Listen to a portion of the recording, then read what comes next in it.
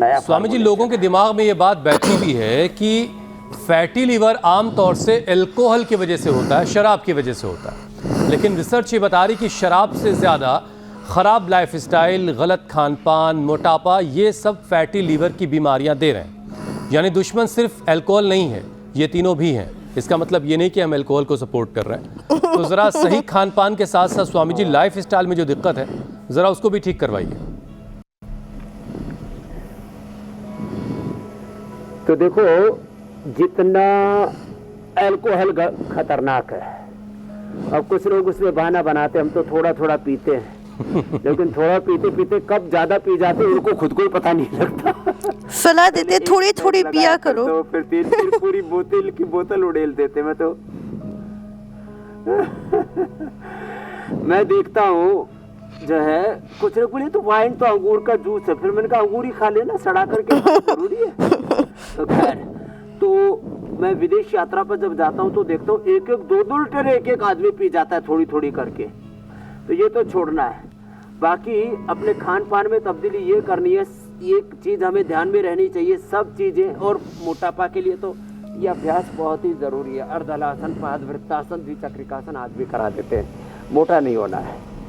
सब चीजें सबके लिए नहीं हैं। अब लड्डू, जलेबी, सब मिष्ठान और वो शुद्ध बने हो तो बहुत अच्छे हैं। तो देखो मेरे भाई, अर्धहलासन, पादवृत्तासन, द्विचक्रिकासन, ये ऐसे इस तरह से ये अभ्यास ऐसे करना है। अर्धहलासन, पादवृत्तासन, द्विचक्रिकासन, ऐसे। तो जैसे शुगर वालों को मिष्टान्न बना है, जैसे बीपी वालों को नमक ज़्यादा खाना बना है, जैसे कैंसर वालों को डेयरी प्रोडक्ट्स और उनको तो बहुत स्ट्रिक्ट डाइट पर रखते हैं, ऐसे ही जैसे वात रोगियों के लिए दही, छाछ, नींबू अचार, टमाटर खटाई दुश्मन है, जैसे कफ रोगियों के लिए घी और दूध भी बिना हल्दी, बिना शिलाजीत के लेंगे तो वो अंदर ऐसा कफ की फैक्ट्री सी लगा देता है दूध। तो हर बीमारी में जैसे परहेज है ना, तो लीवर की बीमारी में भी हमें परहेज करना पड़ेगा। फ्रूट्स, वेजिटेबल्स, सलाद, और लीवर की बीमारियों में सबसे अच्छा तो होता है प्रोटीन के लिए ना बकरी का दूध, नहीं तो गाय के दूध का पनीर या दही, ये सबसे बेस्ट होता है। और वो भी 1 गिलास या 1 कप से ज़्यादा नहीं। तो ऐसी चीज़ खाने पीने में तब्दीली लानी पड़ेगी। वैसे तो मैं रोज़ कहता हूँ 14 से 16 घंटे का अंतर करो खाने में। शाम का खाना 6 से 8 के बीच में ले लो, 8 बजे से पहले पहले हो सके तो 6 बजे से पहले पहले, और फिर 12 बजे खाओ अगले दिन, तो अपने आप ही 14 से 16 घंटे का अंतर हो जाएगा। और इतनी देर में तो ऐसे कड़ाके की भूख लगती है, फिर लक्कड़ पत्थर हजम ऐसे होगा। लीवर के ऊपर एक रत्ती भर भी फैट नहीं जम सकता। अब हम सुबह खाली पेट 1 चम्मच गाय का घी पी लेते हैं और हमारा लीवर पर क्या, पूरे शरीर पर कोई फैट का प्रश्न ही नहीं है। और जो जिनका फैट बढ़ा हुआ उनके लिए ये अभ्यास, जिनका मोटापा बढ़ा हुआ है, अर्धहलासन, पादवृत्तासन, द्विचक्रिकासन, और ये तो बहुत ही ज़बरदस्त है स्थित कोणासन, चक्की आसन।